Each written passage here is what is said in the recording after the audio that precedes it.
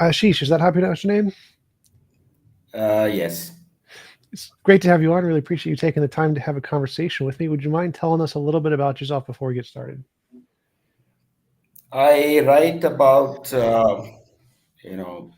Vedic philosophy. Vedic philosophy has been studied as, religion, sometimes as history, and sometimes as, poetry. But it's the scientific components uh, of Vedic philosophy or the scientific understanding has not been presented. So that's what I do. Cool. Could you tell me more about Vedism? What is Vedism and what are the reasons to believe in Vedism? Uh, are you asking me a question? Yeah, Uh, tell us more about Vedism. okay. Yeah, Veda is a term that comes from the root Vid, which means to know, and Veda therefore means knowledge, and uh, it's a summarized form of knowledge. The world is also knowledge in this philosophy, and the source of knowledge is also knowledge, right? So basically, knowledge expands into knowledge, and knowledge is summarized as Veda. And so when we talk about Vedism, you can say knowledgeism, which is what I sometimes use the term semanticism. The world is meaning, and what kinds of meanings there are, and how meaning constructs our experience, and so on. So what are the reasons to believe in Vedism? Uh, you have to experience it. The experience is the main reason, and there is a process to experience. So, for example, if I say, what are the reasons to believe in trees or apples for that matter? So, you would have to experience trees and apples. And so, there is a process for experience, and that's the uh, primary reason for accepting anything. We don't use the word believe. Why should I believe in it? uh, there is no answer for it. There is no reason for you to believe. The If you want to experience, there is a path to experience, and when you experience, it's no longer called belief. So uh, whatever we call as evidence, we can sometimes use the word evidence. And there are three kinds of evidence primarily. There are many kinds of evidence, but three primarily. The first is experience. It's called pratyaksha, which is, aksha means seeing, and pratya is seeing individually or seeing directly. So that is one. And then there is anumana, which is inference. So sometimes you see something, and you think there must be an explanation of what I'm seeing, and you try to explain that observation to it, and that's generally called inference in Western philosophy, or in English generally. So there is an explanation of that, and if you try to explain your experience, that's an inference. So that is, and if those inferences are logically coherent, consistent, and things like that, that is another reason. And there is a tradition, uh, which is also called Shabda. But some people may not like the tradition. Some people love the tradition because there's a long tradition of historical discussion, and combined with arguments and reasoning and things like that. But one has to know what that history is for tradition to appeal. So for somebody who doesn't know that tradition, we can say experience and inference. Those are the two uh, primary reasons or experience. evidence, forms of evidence. And how do you define knowledge? In my view, knowledge is a justified true belief. I use the JTB theory of knowledge. So how do you define knowledge, and what do you mean when you say the source of knowledge is knowledge? Because to me that seems like a contradiction. Yeah, so uh, let's take an example. You can say, let's say physics is knowledge, right? Chemistry is knowledge, mathematics is knowledge. So you are supposing there is something knowledge itself, which makes physics, mathematics, chemistry, and so on as knowledge. But you wouldn't say the reverse, which is you wouldn't say that knowledge is physics or knowledge is mathematics, knowledge is chemistry, and so on. So you think of a class of things that you call knowledge, and that class includes biology, mathematics, physics, and so on. So, uh, so what you can ask what knowledge is itself, right? And in Western philosophy, you would think in terms of, there's a Platonic form, you can call it truth or knowledge or whatever. But there is something of which there are many instances and subclasses and so on. So what that is for us, you can say God. So God is, so there are different classes of knowledge also. Two broad classes. One is called dual knowledge, other is called non-dual knowledge, and so on. So God is defined as non-dual knowledge, and it requires some discussion. What is the difference between dual and non-dual, and so on. But basically, the table that you are seeing, or the chair on which you're sitting, your body, your mind, everything is knowledge. And um, and uh, the uh, and this knowledge is essentially a semantic category. So it expands, and to create many different classes and subclasses, and so on, and instances of knowledge. So the world is knowledge, you are knowledge, and it has all come from an original thing that we can call knowledge itself.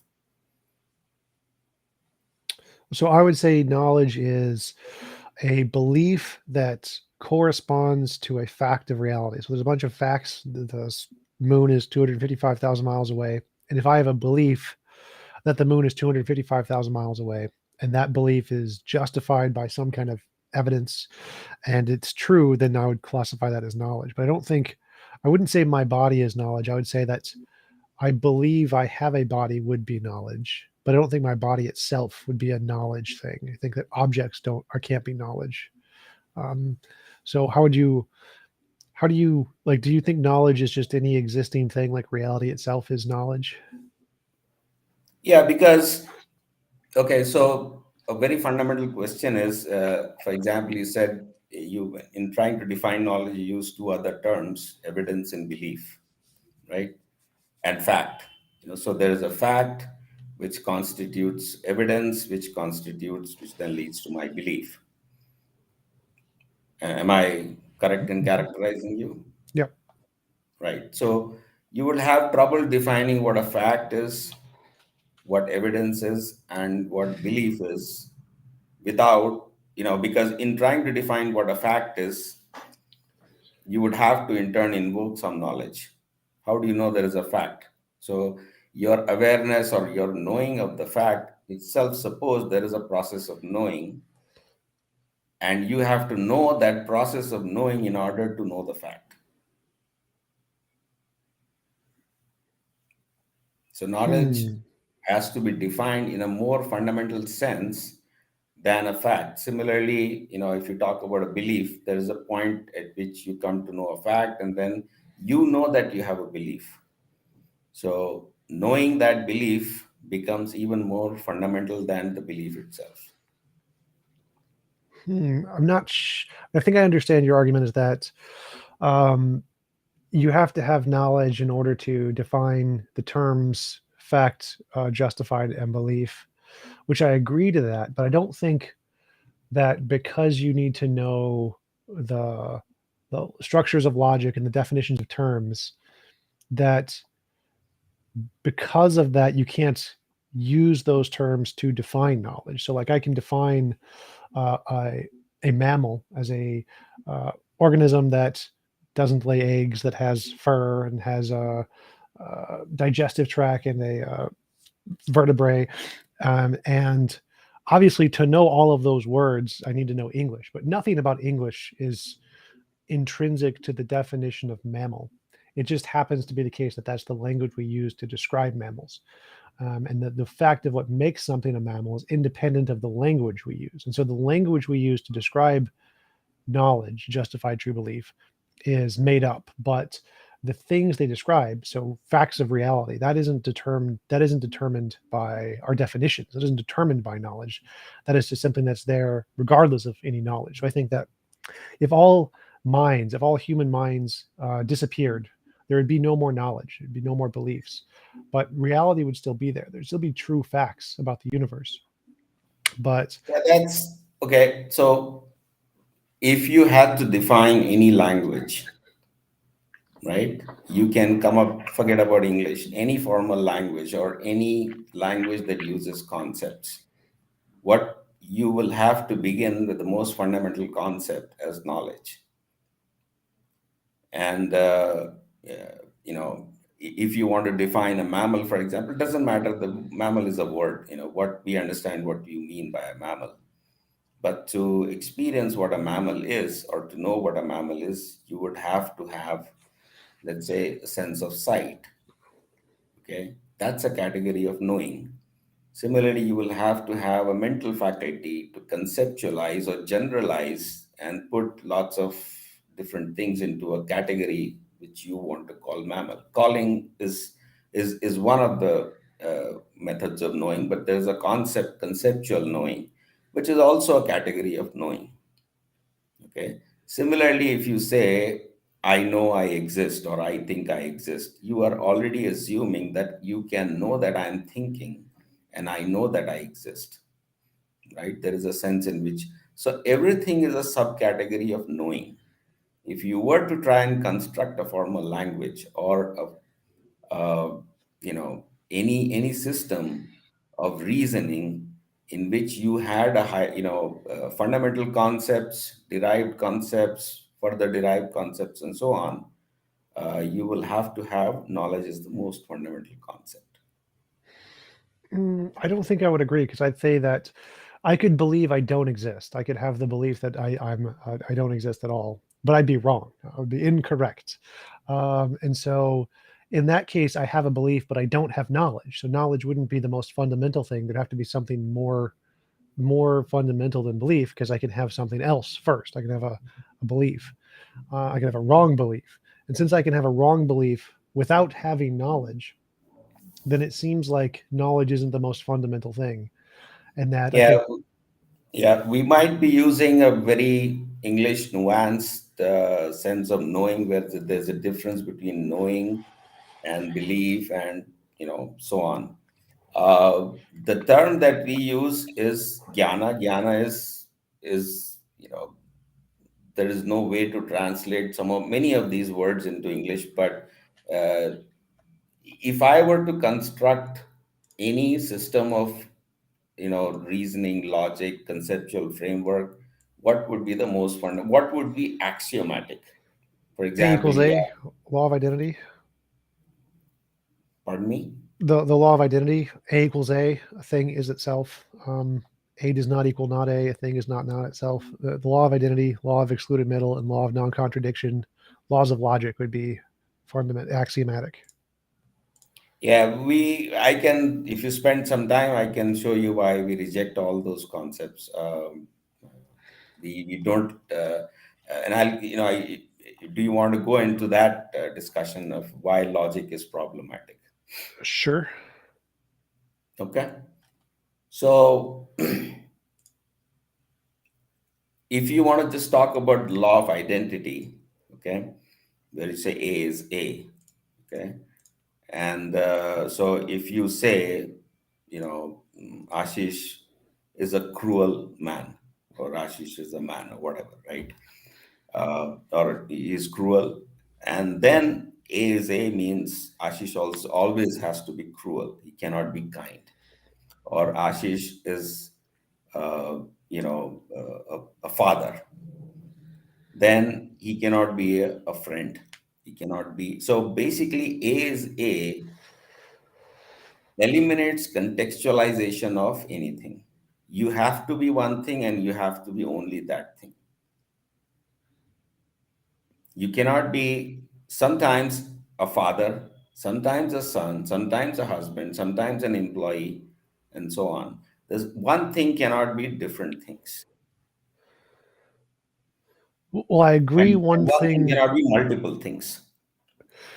well, that part I'm not exactly understanding, because I could say a mammal is a mammal, but that means multiple things, because a mammal is something that has fur, something that has a vertebrae, something that has a digestive system, something that has that reproduces without using eggs. And so, even though a mammal is a mammal, A equals a mammal is made up of a bunch of different things, a bunch of different properties. And so, anything that has all of those properties will be a mammal.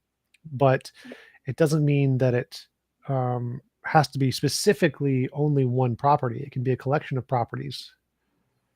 So, like Yes, and Ashish, but Ashish has but to be you never, Ashish, which means like you have to be how tall you are, or who you are consciously, what your consciousness is.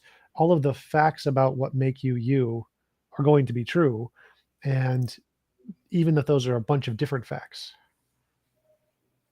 yeah, but this is something you're saying, in terms of ordinary language, right? We are comfortable with this ordinary language, but ordinary language does not, abide by A is A. If you go back to, what how Aristotle defines, the principle of identity, is a thing is identical to itself. It cannot be anything else. So if Ashish is a mammal, then he cannot be, or in this case, if he's a father, he should not be a son, because you think of these as opposite categories.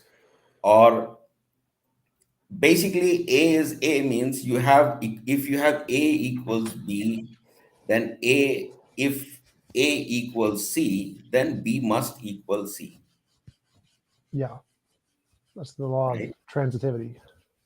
Right. So if you say Ashish is cruel and Ashish is kind, then cruel equals kind. I don't think so. So a person can be both cruel and kind to different groups. So I can be cruel to one group and kind to a different group. So That race is is contextual knowledge. That is not universal truth. right, but That that makes, would still be a part of me. So I would still be me even if I was kind to one person and yes, mean to another. And so it's not a contradiction to say that Tom or Ashish is both kind and cruel. Um, they're just not kind and cruel at the same time in the same way. So, like, if I was um, both kind and hold cruel, your thought there. Just hold what? your thought there. It's, you have already introduced not at the same time, not at the same place, not relationship to the same person. Okay, I accept all that you're saying, but this is not part of logic, because a logical truth is true for all times, all places, all persons, always, Sure. right? So introducing time and space and individual and context and so on, this is itself not principle. This doesn't go with the principle of identity. Principle of identity or logical truth will assume that it is a universal truth. Something logically true is true in all possible universes. So it cannot be true here and not true there. It cannot be true now and not true in another place. I'm not. I'm not sure I understand that. So, for example, I am holding a pineapple. That could be true in one possible universe, but not true in another. But the pineapple is the pineapple, and that would be true in all possible universes. And so you can have both something that's contingently true, true in some possible universes, without violating what's necessarily true, the laws of logic. Because the laws of logic can describe things in particular contexts without But you violating have you themselves. have changed the example from yourself, which can be kind and cruel, to an pineapple, which you're assuming is one thing. But even the thing that you are, even if you were to describe a pineapple, it could be green on one side and yellow on the other. Sure, because that wouldn't be a criterion that would make it not a pineapple. So, like, it couldn't be Agreed. a pineapple and also not a pineapple, but it could be a Yes. pineapple and also any different colors. It could be any color and still be a pineapple. And so there are variables that can change and variables that can't change. So for me, I would be me even if I'm kind or even if I'm cruel. So I could be either one of those. But I wouldn't be me if I was you, because if I was you, then I wouldn't be me. And so Agreed. some things can change about my personality and I'd still be me. So A would still equal A. But if some things change, which are like the things that are inherent to my identity, then I would no longer be me. And so there's some necessary set of conditions that can't change for A to equal A. But there are some things that can change, and I'd still A would equal A, like my age. I am myself, even if I'm 1 year old or 50 years old. I am myself if I'm 6 feet tall or if I'm 4 feet tall. But I'm not myself if my brain is removed and squashed into jelly because then I've lost all my consciousness. So if I my consciousness is destroyed, then I am no longer me. And so there are some properties that can be changed and I'd still be me, but some can't be changed. I am not denying anything that you're saying, but I'm saying that's not logic. That's not compatible with Aristotelian logic or principle of identity. Ordinary language allows all these things. Ordinary language allows perspectives, right? A Sure. person can have many relationships which are which many aspects of your personality, for example, which are revealed to different people in different contexts, places, and times. Okay, but that is not compatible with logic. Why not? Because I think it is. Like we have logical structures that express conditionals or like No, um you can't, because if you have a criminal, for example, like we just said, uh, X is a criminal, X is honest. X is yep, honest in relationship to his brother, X is a criminal relationship to his business partner. So X is, honest is not a universal statement. X sure, is a criminal is also not a universal statement. They are both contextual statements, sure. right? And you cannot fit that contextuality in logic unless you add modalities, which I call these modalities, we call these modalities, but unless you add modalities like time and space and person and situation into logic. Well, I don't But think that you need to logic, add those into logic. So, like any logic can say that there are some necessary properties and contingent properties without space or time. So, like you can say that there is a necessary set of properties for P. P must be X, Y, and Z, and it can have properties A, B, and C. So, if P must but be X, Y, and Z, this is why we used opposites, kind and cruel, criminal and honest. So you will have the problem. So you can say I have necessary set of properties, then you get a logical contradiction. How can A be both honest and dishonest? How can A be both kind and cruel? well, it can't be a logical contradiction. Like it can't be a round square, so it can't be P and not P. But it can be um, different things together. So you can be kind and cruel. You can be both of those at the same time.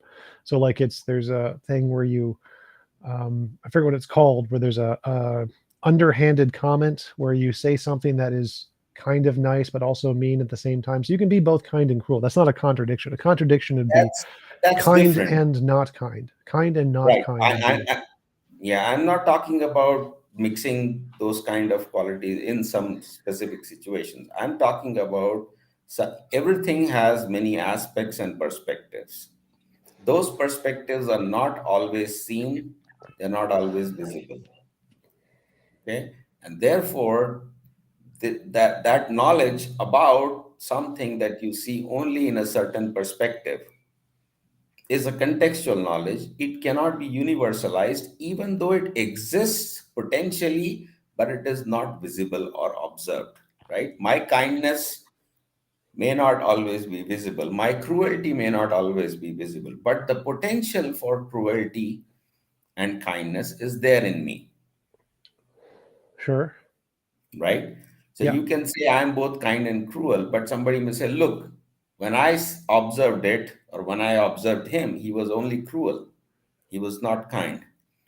So Sure. from my perspective, I only see his cruelty. But somebody may say, look, I have got this other evidence where he has exhibited his kindness. So he is also kind. And then you get a logical contradiction. How can both things, how can the same thing be, how can the same person be both kind and cruel?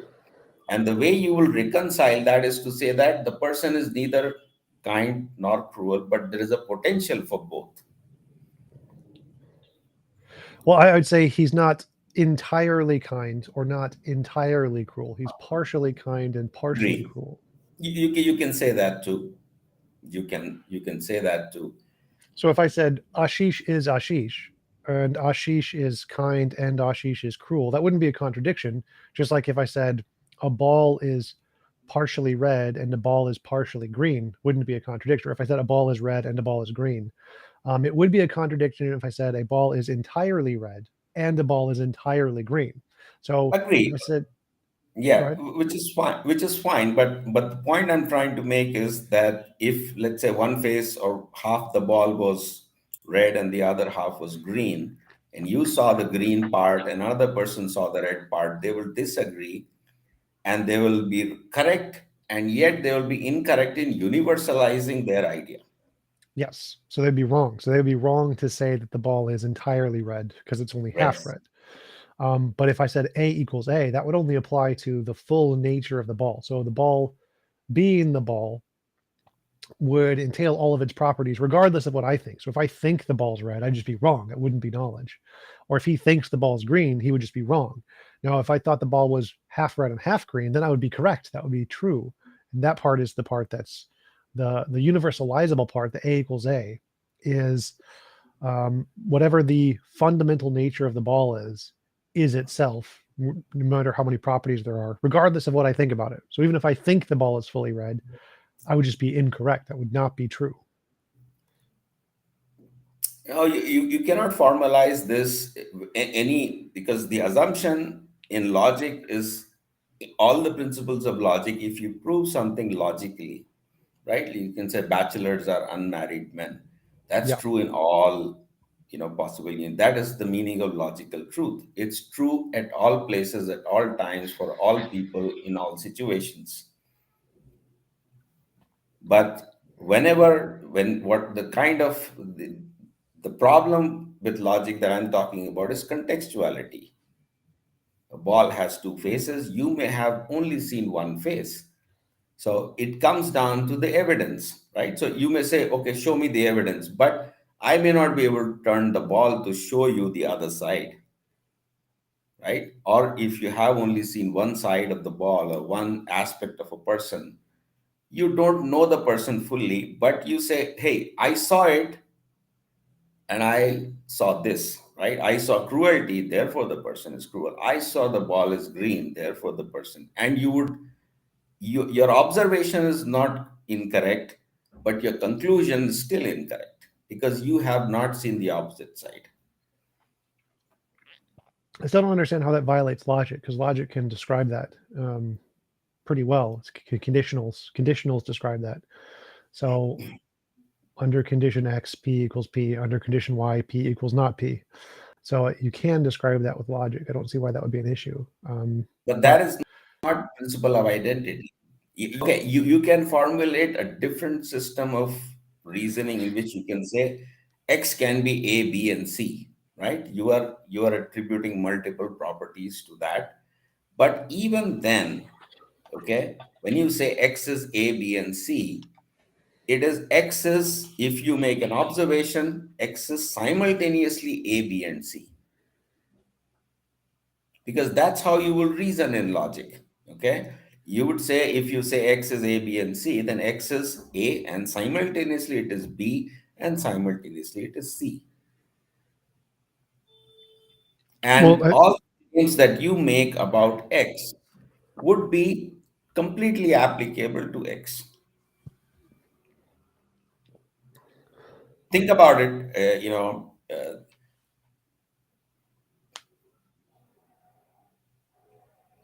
if don't. you allow contextual, see, this is a bigger fundamental problem in mathematics and in linguistics and so on. Okay.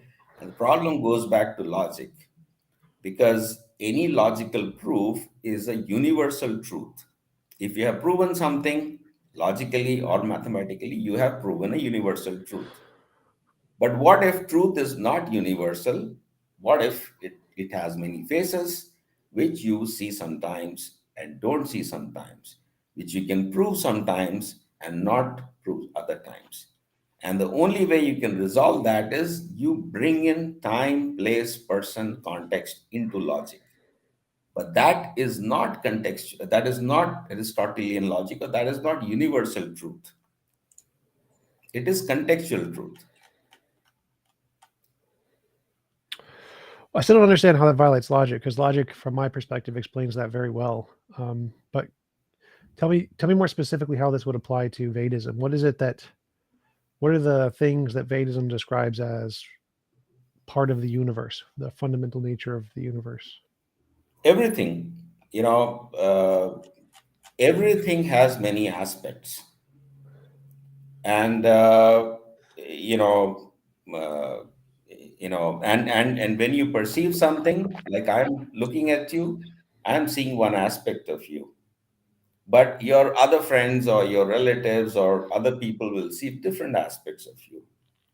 So just the fact that I saw you doesn't mean I know you, because I saw one aspect of you, and other people could see completely opposite aspects, right? Cruel and kind, green Sure. and red, and so on. So, one fundamental thing where we got started from here is that this conception of logic as universal truth is, not we don't accept, because we accept that reality, or we talk about reality as many perspectives. Okay, so for instance, if you're looking at a, different objects that you're looking at, they are also different aspects of reality. So if you look at a table, you don't say, hey, I don't see reality. It is also reality, but it is an aspect of reality. Similarly, if you see a different person, you're seeing a different aspect of reality. Okay. So then the question is, if these are simply aspects, then what is reality? It's the same question that we went back, that we, talked about in terms of knowledge. If mathematics is knowledge, physics is knowledge, chemistry is knowledge, but they are only aspects of knowledge. They are parts of knowledge. Okay? Knowledge is not mathematics. Knowledge is not physics. Knowledge is not biology, and so on. So they are different aspects of knowledge, and yet knowledge is something different from all of these. Okay, so that's the same question as, why do you say the fundamental concept is knowledge? I can say the fundamental concept is reality. Okay, and the next question would be, if there is reality, is it knowable? Right? So you have to say, well, there is reality. It makes sense only if the reality is knowable. And when it is, if it is knowable, then you can say, yeah, it must exist as knowledge, which I may not know, but I can know. So then the concept of reality and the concept of knowledge must become equal, because there is no meaning in talking about unknowable reality. Well, I can say there's lots of things about reality I don't know. How many grains of sand are on Alpha Centauri?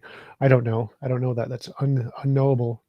But it is still a part of reality. There is a truth to it. It is true, even if we don't know it. So even if 0 people know the fact, it's still going to be part of reality. So it seems like it That's says, an assumption. That is, I have no problem with that claim or statement, right? But I'm saying if you're talking purely in a logical or philosophical sense and say what is the meaning of reality if it is not knowable? I'm not saying you may not know. I mean, you may not know the number of particles of sand and so on, right? But it is in principle knowable. If it was unknowable, then there would be no point in talking about how many particles exist because it's simply not knowable.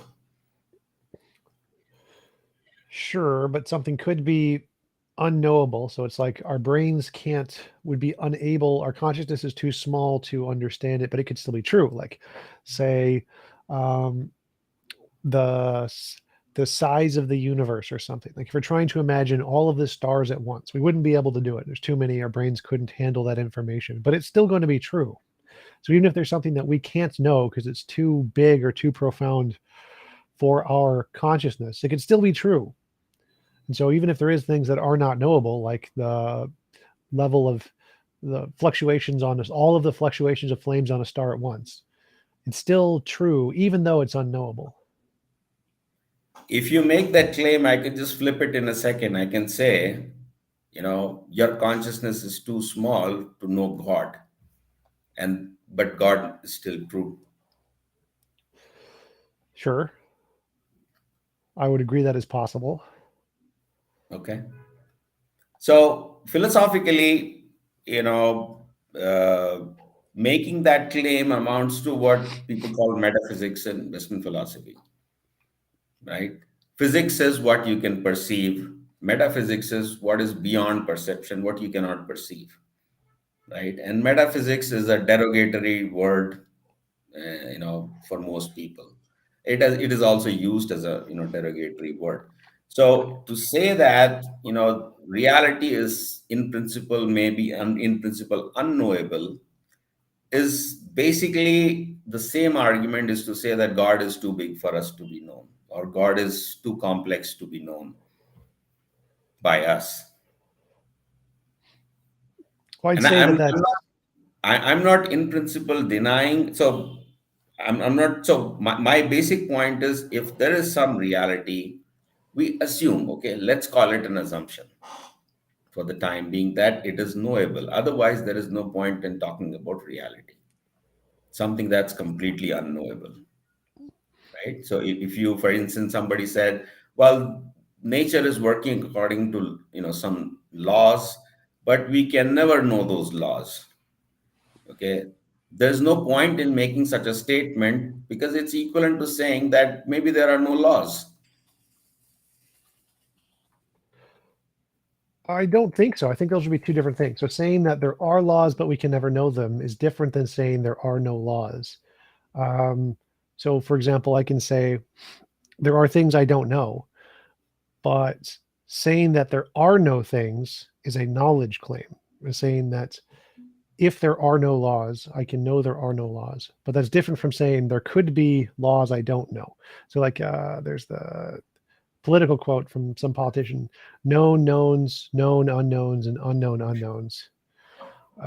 There are things that we can express as possibilities that we don't know, even if they are still true about reality. So I think it's important to keep that part of our worldview to say that there can be things that are unknown or unknowable, but still can be true about reality. Unknown is fine. I have no problem with things that are unknown. I'm only questioning the idea that in principle unknowable, right? There's a difference between I don't know what's the weather in, let's say New York, but I can know. Well, I think there are some things that are unknowable. I think we've shown that, like the in philosophy, there's P or NP, the problem of P or NP. That's unknowable. It's an unknowable problem. Gödel's incompleteness theorem is unknowable. It says that No, any formal system I of no, logic. no, no. No, no. Just because that's why I said, Gödel's incompleteness has a Gödel's incompleteness itself is a problem of logic at a very deeper level. But if you accept Aristotelian logic, or what Gödel proved as the completeness of logic itself, if you fix the logic as universalist logic, let's call that universalist logic, in the sense that if your logical truth is true in all possible universes, if you accept that, then you have Gödel's incompleteness. But you can flip the problem and say that I can solve Gödel's incompleteness if truth is not universalist truth. That's what I have done in one of the books, demonstrate what the problem is. But it requires you to accept that logical truth is contextual truth, or can be contextual truth, Well, like I think which there's changes your conception of reality, in the sense that reality is not one thing. It is actually a potential or possibility of many things. And I see one of the potentials at one time in one place.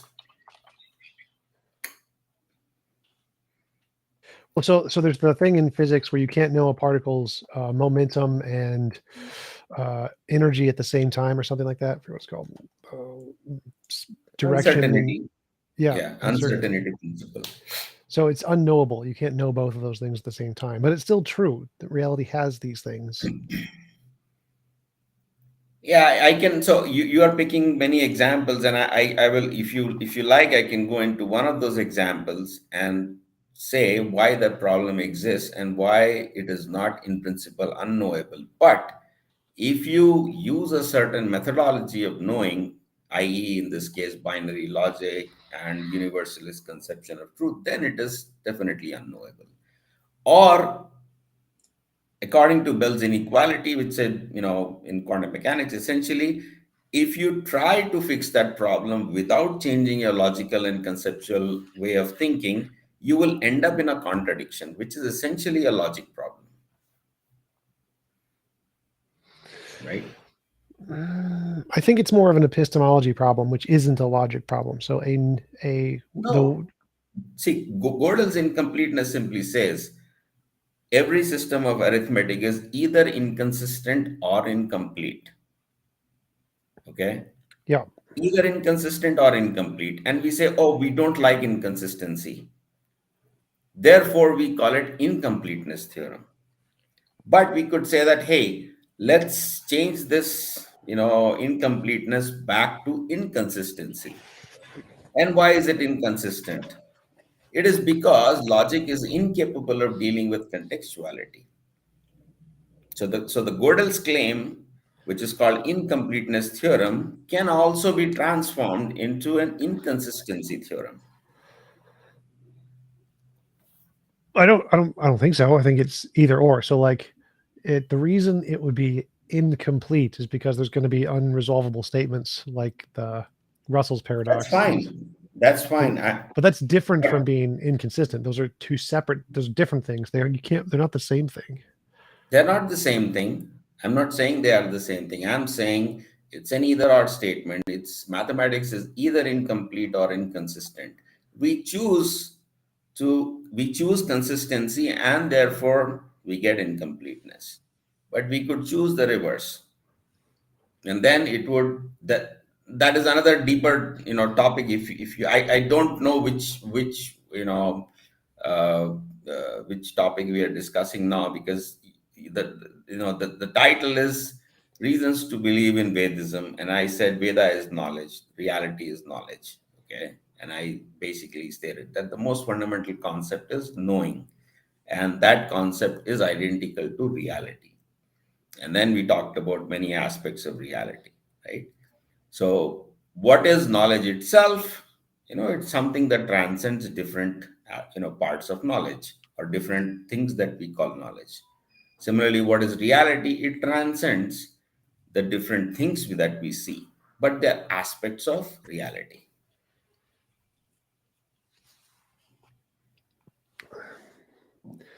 So are there things in reality that are not knowledge? No, everything is knowable. You may not know it right now. Well, is knowable the same thing as knowledge? Knowable is not the same thing as knowledge because I might not have seen it, right? I might not have encountered it. So it is in principle knowable, which is what you call reality, right? Facts. What you call facts is not a fact for everybody. So it is potentially a fact. It can potentially be known, it can become my knowledge. I can know that fact. So right now, because I don't know it, therefore it's simply a potential. To realize the potential needs a process, right? I need to, let's say I have not seen a certain sea beach, but I can see that sea beach, but I need to go there. So I need to follow a path, I need to follow a process, I need to see that. So potential becomes actual by an activity or a process. So would you say reality is knowable is more accurate than reality is knowledge? Because not everything is knowledge, but you'd say everything is knowable. Yes, everything is knowable is a universal statement. You can make that, right? Everything is knowable. But the question is, does somebody know everything? I would say no. I don't think anybody knows everything. Okay. So in Vedism or in Vedic philosophy, we would say that yes, there is an omniscient person who knows everything. In principle, it is knowable. You can also know it. And but can somebody know everything? Yeah, that's an omniscient person. I don't think anything can be omniscient. So like, can a being know everything and also know what it's like to be ignorant or know what it's like to not know something? Seems like that's a contradiction. Come again. Repeat that, please. Can a being know everything, be omniscient, and also know what it's like to not know something? So Why not? Why is that? You can have a person who's childlike, okay, who feigns or pretends or acts he is ignorant, and an adult like who actually knows. It's the same problem of aspects, right? One aspect is cruel, the other aspect is kind. One aspect is green, the other is red. So one aspect can be ignorant, the other aspect knowledgeable. Supremely ignorant and supremely knowledgeable, or completely ignorant and completely knowledgeable. I don't, so like it has two personalities and one knows everything and one does not know everything. Yes. But if one does not, one has the knowledge of not knowing, while the other one does not have that knowledge. So one aspect of it knows what it's like to not know something, but the aspect that's omniscient doesn't have that. It's missing that, which means it's not omniscient. No, no, we don't. You are assuming, again, you are going back to this binary logical conception, right? Either A is A or A is not A, or either A is X or A is not X. But I'm saying this binary logical conception involves a conception of reality in which you know all the aspects. Every perception or every observation or every statement involves all the aspects. I'm disputing that fundamental claim. If I have a cup, I can see one side of the cup and I cannot see the other side of the cup, right? But one side may be printed with a logo, the other side not printed with a logo. And I can say, oh, this cup has this logo, and somebody else may say that cup doesn't have a logo. That binary opposite, both are true, but you need to be in the right context, the right relationship to make either of those claims. Hmm.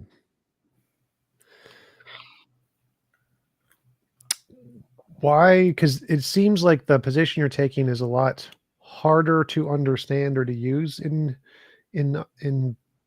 thinking about reality. So why would we adopt that position as opposed to the more classical, logical, scientific position? Because Everybody uses this position that I am describing. I already said one person can be kind and harsh or cruel at the same time. And we don't have a problem in conceptualizing. We have a problem in using such a concept in mathematics, in logic, and physics. But in everyday language, we have no problem,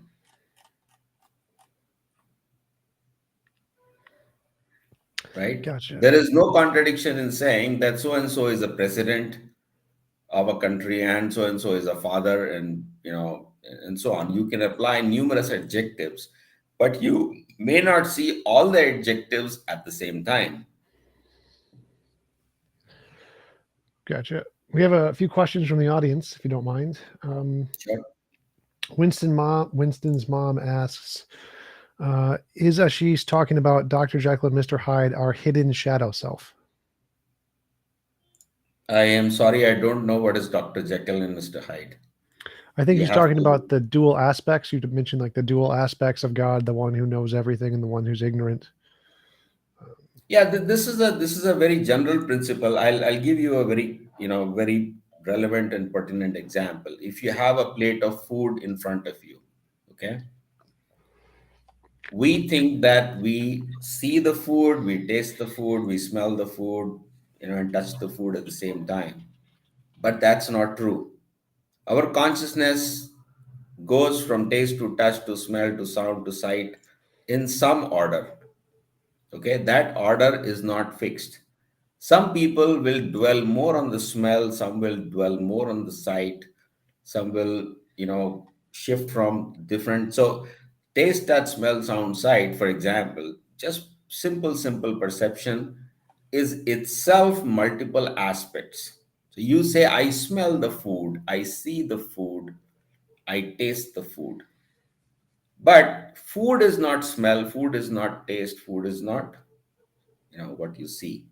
So there is something you are seeing and smelling and tasting, and you call that food, but you never see food, right? Food is something, you can say it's a combination of taste, touch, smell, sound, sight, okay? And but you don't get all the things at the same time. So whether you're talking about Jekyll, and I don't exactly know what is Mr. Jekyll and Hyde, but I'm talking about everything that you're perceiving, everything that is in front of you. This is not strange mysterious philosophy or something out of the world. Every single experience involves shift from one aspect to the other aspect. It's constantly moving and very fast. Gotcha. Um, Next question from Mojo. Does Hinduism have a timeline from start to finish, from creation to end times?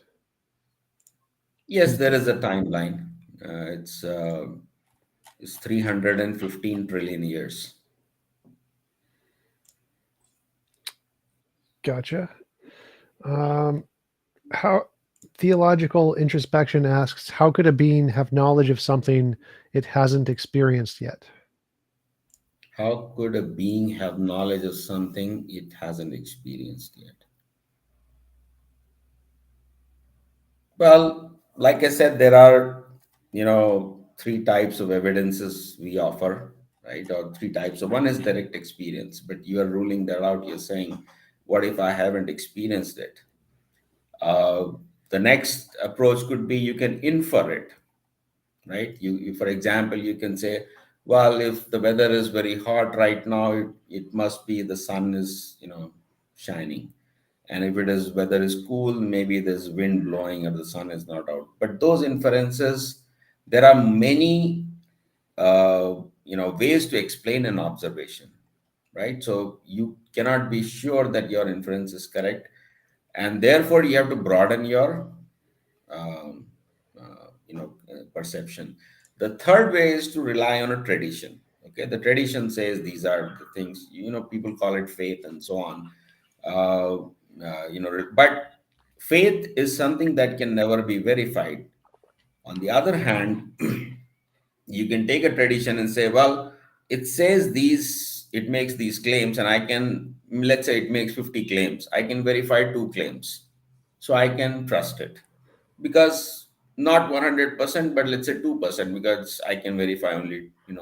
But still, as you go on verifying more claims, you have greater trust, right? So it goes like that. But ultimately, unless and until you have direct experience, there is always an element of doubt whether you have rationally reasoned about it or you have relied on a tradition. So ultimately, experience is the confirmation. Gotcha. Nothingness asks, does reality have causal closure? Push him on naturalism. Does reality have causal closure? What do you mean by that? I think that means like, does everything in the universe, um, is that the extent of all causes? Is there something that causes outside of the universe?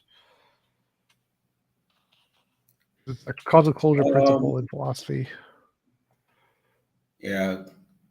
Does the universe have causal closure? You mean to say, did the universe come out of its own and there is nobody else triggered it? Is that what you're asking? It's like epistemic closure. It's a principle that says we know things we believe on the grounds that they are jointly implied by several separate known items. Closure principle. Okay, let me answer it in the way I understand it, and I am not sure if I might answer it correctly. But does everything have a causal explanation? Answer is yes, right? Is anything happening randomly, irrationally, probabilistically? The answer is no. Probability is also an appeal to a certain form of ignorance. Indeterminism is also an appeal to certain form of, ignorance. So everything has a cause, everything has a reason, and does it mean that everything is inside the universe? Is it causally closed inside the universe? Answer is no, because the question of why the universe, if you're going for sufficient reasoning, you will find that you will always come to a point where the reasoning is not sufficient. And for example, let me take scientific laws. You can say Newton's laws are like this, okay, and these are good laws, and they work and so on. But you can ask a rhetorical question: why these laws, why not some other laws? Okay, these laws are not self justified, they are not self evident. Okay, so there is a sense in which something leaves a sense of not completely justified. In that sense, there is something external. But if you're talking about, is somebody interfering into the working of the universe? Answer is no. Did I answer that question completely? I'm not sure. I think part of it was, does everything in the universe is it caused by something? Is everything caused?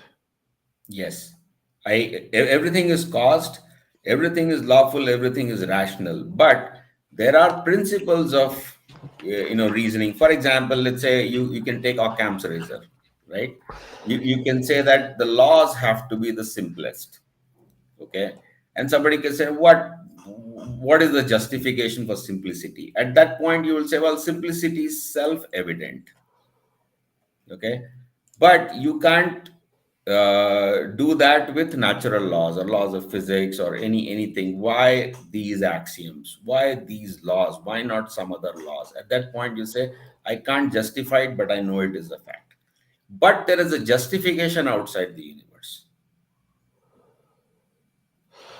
Gotcha. Yep, I think that answers his question. Ozen says, do you believe that Christianity, Islam, and other religions are just seeing different aspects of the same Vedic perfect knowledge entity? um, it'll take a very long time to answer this question, but let me go a little bit uh, into the history of, and I'll just briefly talk about, before Christianity, Islam, and Judaism existed, they were pagan religions, right? So the philosophy of Christianity, Islam, and Judaism is heavily influenced by the philosophy of paganism. Okay, and the philosophy of paganism is what we call in Vedic philosophy the idea of demigods and demons and ascetics. There are three classes of living entity. Let's say, let me just confine them not to asceticism, but just to demigods and demons.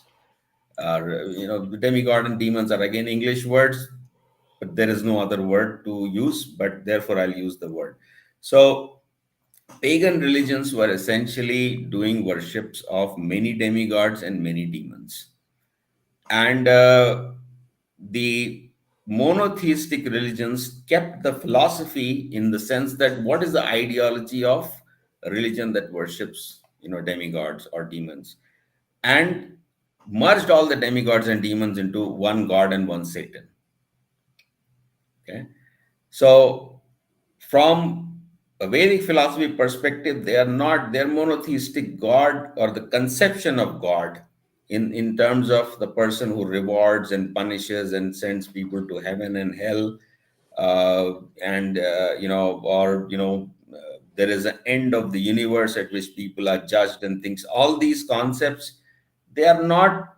They are basically pagan concepts. They are reformulated, or merged. Many of these concepts are merged into that. But so, from a Vedic philosophy perspective, there is a realm of demons and demigods. There are some people do it, but that is not considered supreme religion or whatever. People still do it.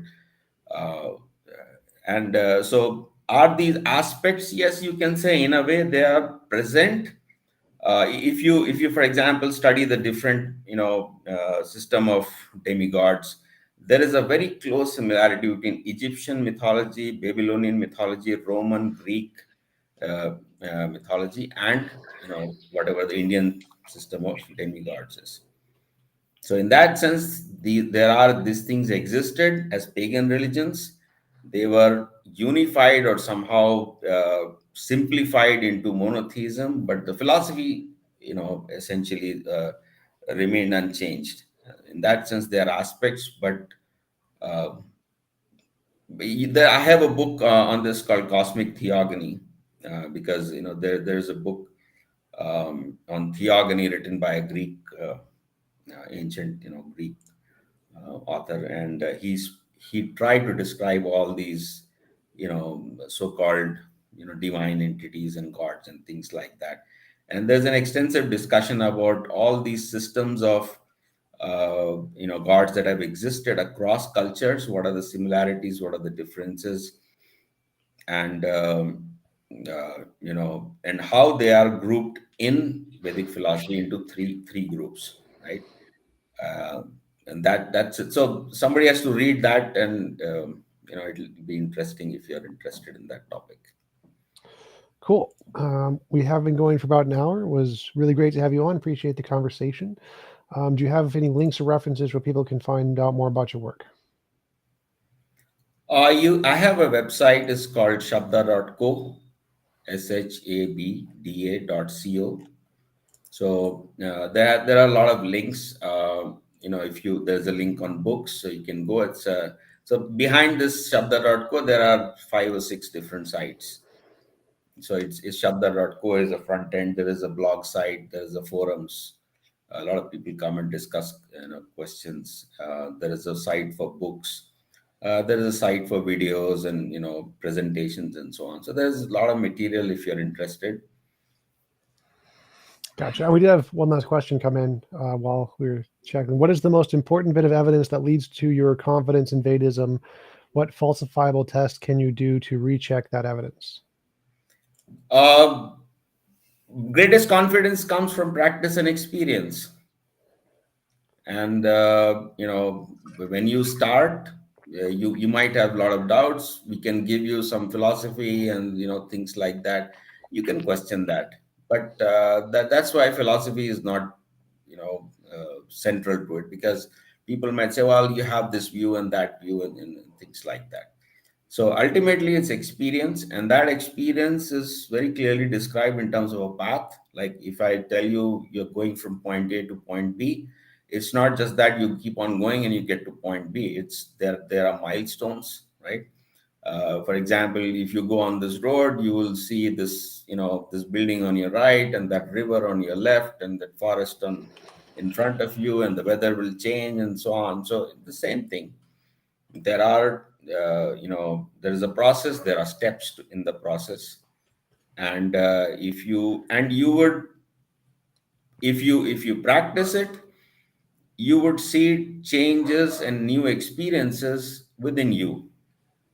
Okay, you would see dramatic changes in you, and it is by that experience and by the fact that you like that experience, right? You would be convinced. Gotcha. All right. Thanks again for coming on. Really appreciate it. And I hope you have a wonderful rest of your day. Thank you.